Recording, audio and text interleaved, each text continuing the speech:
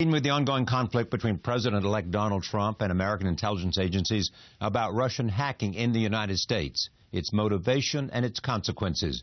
President-elect Trump was briefed this afternoon in New York by the Director of National Intelligence, the Director of the CIA, the Director of the FBI, and the head of the NSA. The subject was Russian hacking and other issues. Following that meeting, U.S. intelligence agencies in Washington released a report that concluded that President Putin of Russia ordered an influence campaign in 2016 aimed at the presidential election. After the meeting in New York, President Trump released a statement acknowledging the possibility that Russia had hacked American targets, including the Democratic National Committee. Joining me now from Washington is Representative Adam Schiff, the Democrat from California and the ranking Democrat on the House Intelligence Committee. He is a member of the Gang of Eight, consisting of Republican and Democratic leaders and Intelligence Committee members that were briefed privately by the same group that saw President-elect Trump earlier today here in New York. I am pleased to have Congressman Schiff back on this program. I think we should begin by talking who exactly is the Gang of Eight. Well, the Gang of Eight are the top leadership in the House and Senate, right. In Nancy Pelosi, Senator Schumer, obviously, the chair and ranking of both House Intelligence and Senate Intelligence Committees.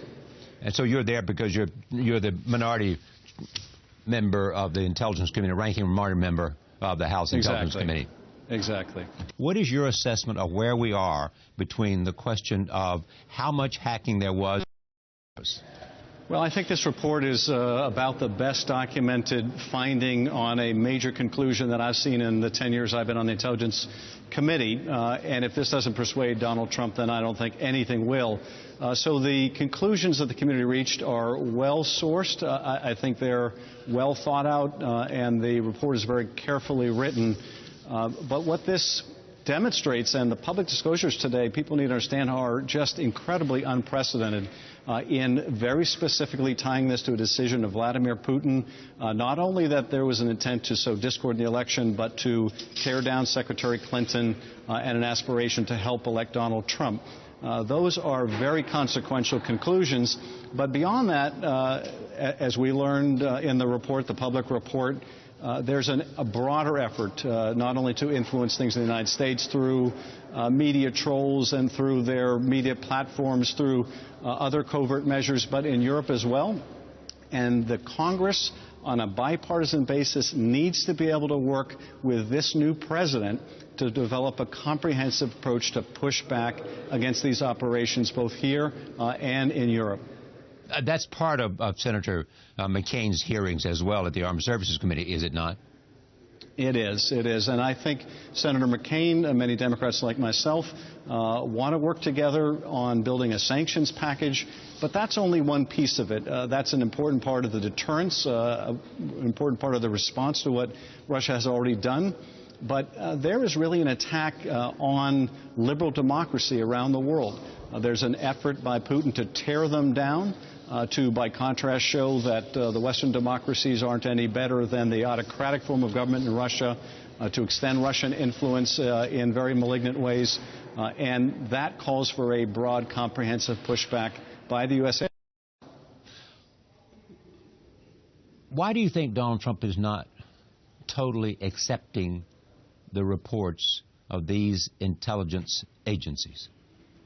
Well, you know, it's very hard to say. It could be a variety of reasons. It could be as simple as the fact that he feels this undermines either the magnitude of his victory or the legitimacy of his victory.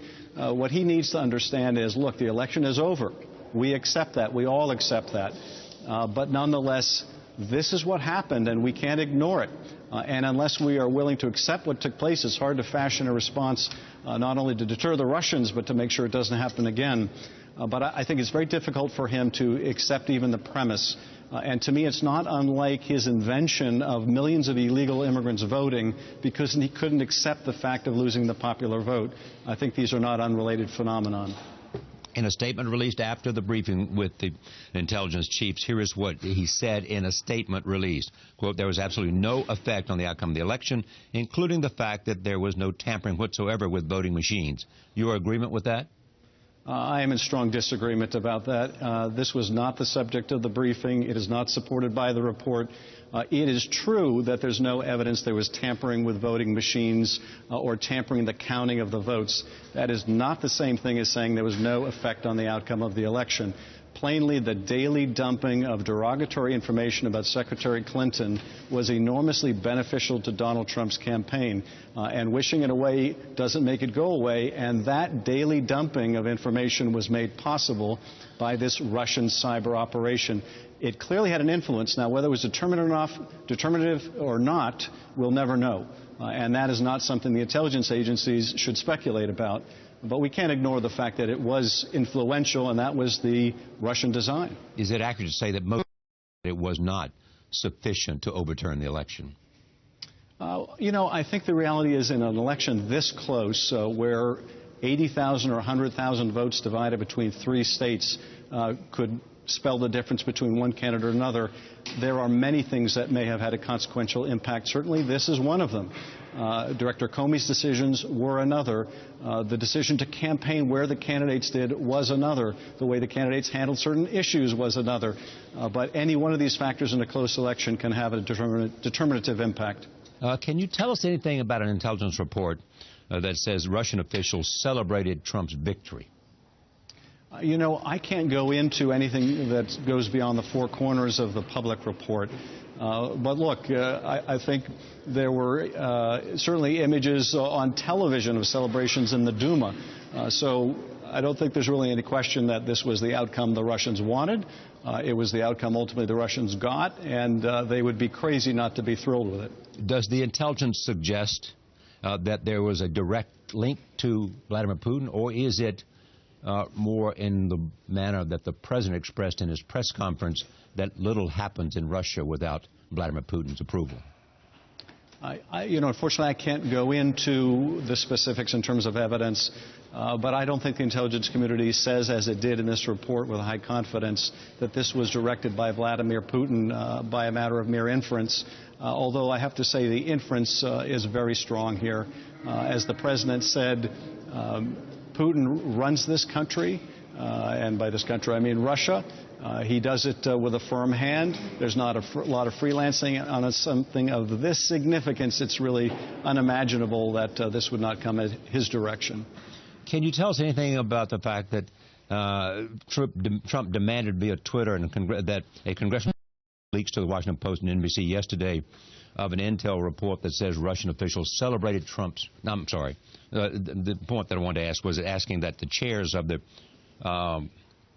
Senate and House committees investigate top-secret intelligence shared with NBC prior to Trump seeing it.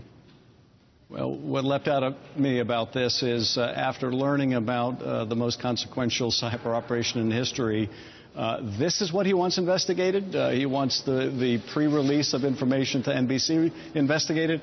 I think there are a lot of things that warrant our top attention, and right now I think that ought to be placed on getting to the full bottom of what Russia did and developing a comprehensive response. Where does this story go from here?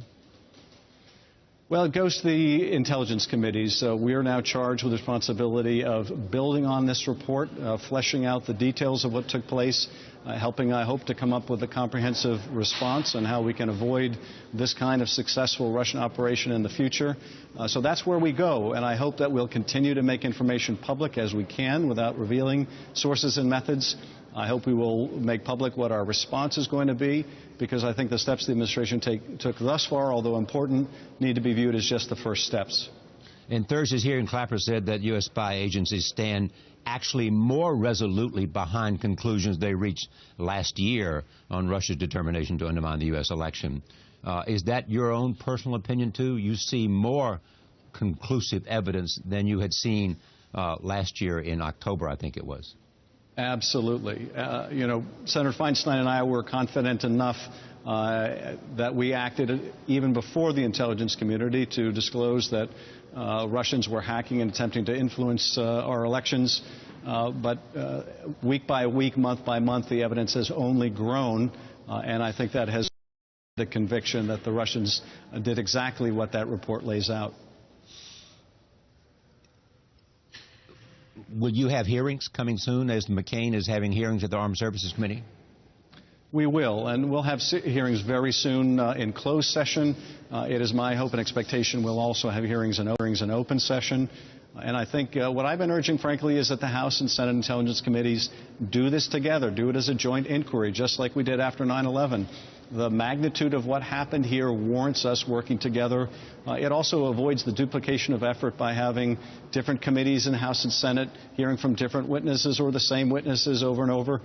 It will allow us to have a unified response and a unified conclusion and report.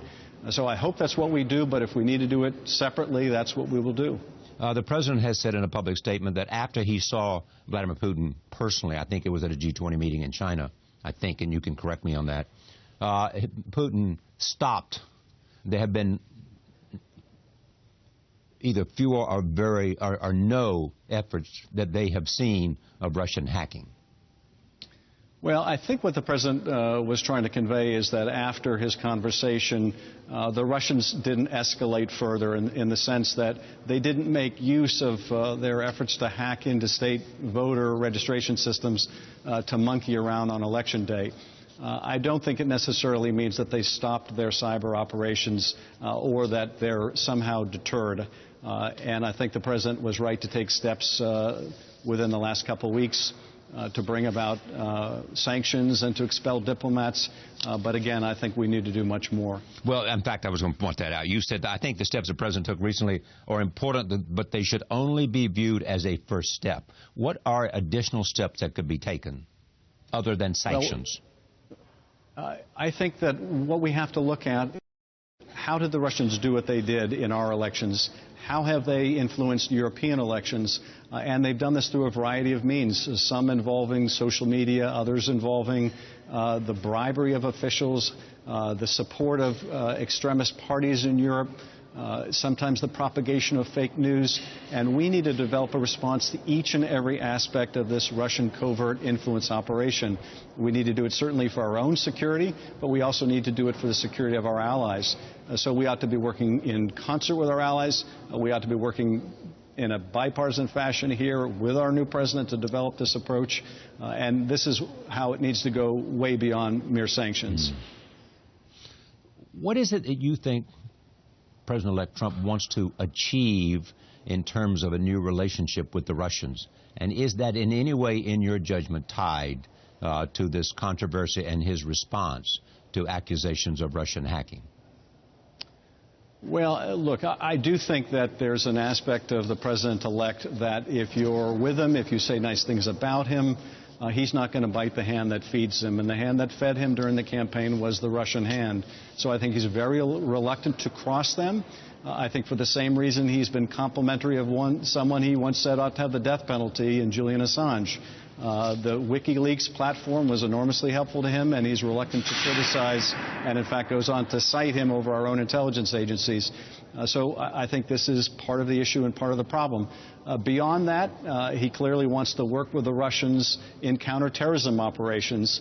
Senator Lindsey Graham said, I criticize the Obama administration for its response to the Russian attack, said the White House had lobbied mere pebbles. I know you're familiar with this quote, mere pebbles in retaliation for the interference. He said, when it comes to interfering with our elections, we better be ready to throw rocks. You would agree with that? I would certainly agree that what we have done so far is just a step, that we're going to have to be much stronger in pushing back against the Russians. You know, the whole history with Putin is that the only thing he really respects is a strong response. Anything else he views as an open door. And I think he did view an open door in terms of hacking in the U.S. And not paying much of a price. I think, frankly, and I said this at the time, we needed to have a stronger response when North Korea hacked in and attacked one of our companies. And I think people pay attention to the kind of responses we have. And unless we do push back hard, they invite further intervention. So we do need to be tougher. And I think this is why we need the president-elect to work with us. Congressman Schiff.